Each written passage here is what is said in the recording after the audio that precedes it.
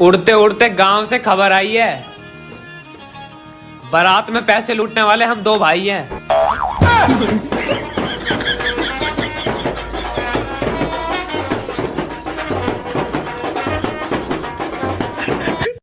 Guys, ये मेरा दोस्त है, दिल का बहुत अच्छा है, लेकिन पूरी दुनिया का खाना अकेला खा जाता है भोसड़ी का।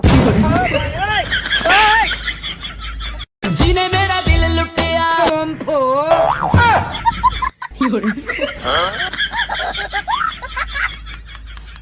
पापा कहते हैं